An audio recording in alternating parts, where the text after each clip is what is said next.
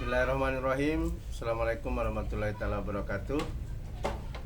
Selamat sore, karena di sini sore, jadi selamat sore. Hari ini kita akan kembali mereview unboxing buku Sejarah Sains Islam, sebuah pengantar. Kebetulan buku ini karya saya bersama teman saya Erwin Padli. Jadi buku ini berbicara tentang sejarah sains Islam. Kita buka ya. Kita buka.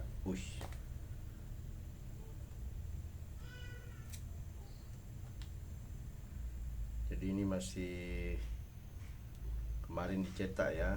Jadi baru dicetak.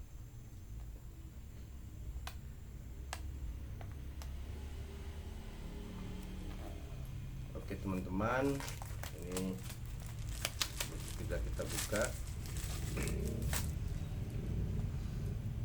Jadi ini dicetak di Sanabil ya.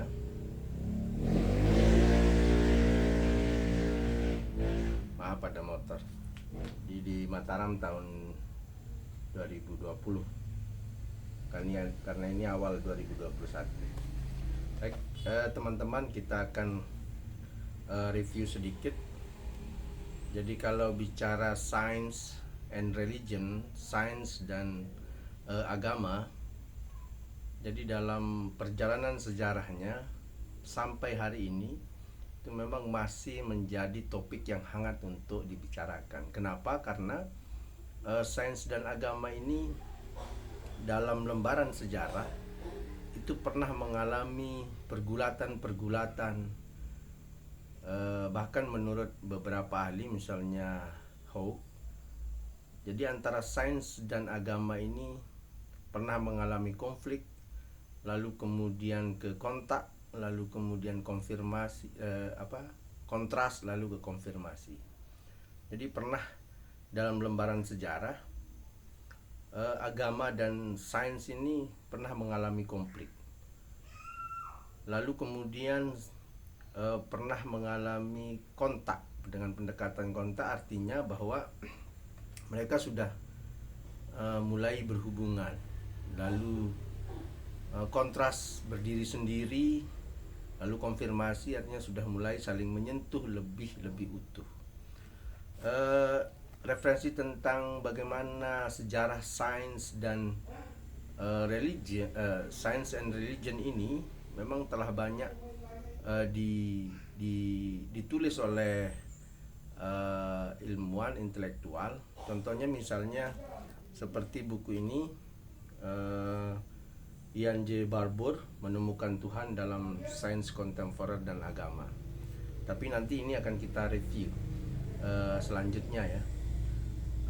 Tapi sedikit mengupas bagaimana Barbour kemudian melihat sains dan agama, nanti kita akan review di buku di video-video selanjutnya. Namun hari ini kita akan terus bicara tentang sejarah sains dalam dunia Islam. Kalau dalam konteks sejarah Islam, jadi Islam itu sejak pertama kali diturunkan, sejak pertama wahyu pertama diturunkan, sudah menantang umatnya untuk membaca Iqra bismi rabbikal ladzi khalaq. Jadi Iqra itu kemudian ditafsirkan menantang umatnya untuk membaca, meneliti, menelaah. Jadi ilmu pengetahuan dalam konteks ini sains itu tidak pernah mengalami konflik di agama Islam. Nah, maka buku ini kemudian berbicara tentang bagaimana sih perkembangan sains dalam konteks sejarah, mulai dari masa Rasul sampai dengan masa selanjutnya. Jadi buku ini sangat recommended, terutama untuk para mahasiswa yang hari ini mata kuliah Islam, Sains dan Peradaban. Jadi buku ini sangat recommended karena buku ini khusus bicara tentang bagaimana sejarah sains dalam hal ini ilmu pengetahuan dan teknologi dari masa Rasul, Khulafaur Rasyidin, kemudian masa dinasti-dinasti selanjutnya dalam sejarah Islam. Buku ini setebal 190 halaman.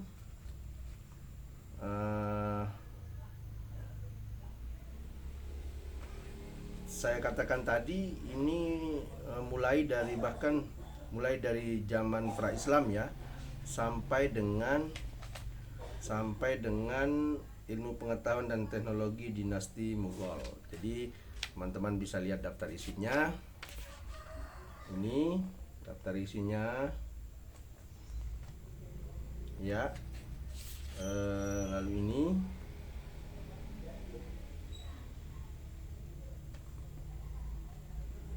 ya, dan terakhir yang ini ya. Jadi sekali lagi ini buku sangat rekomendasi untuk para mahasiswa yang hari ini belajar Islam, Sains dan Peradaban. Saya kira itu review singkat saya unboxing buku Sejarah Sains Islam, sebuah pengantar karya Erwin Fadli Enhom dan saya sendiri Erlan Mulyadi MPDI. Kalau Anda suka dengan review buku atau yang Anda ingin memberikan masukan tentang buku-buku yang akan kita review, silakan Anda komen di channel ini. Jangan lupa like dan ingat subscribe. Saya kira itu. Terima kasih. Assalamualaikum warahmatullahi wabarakatuh.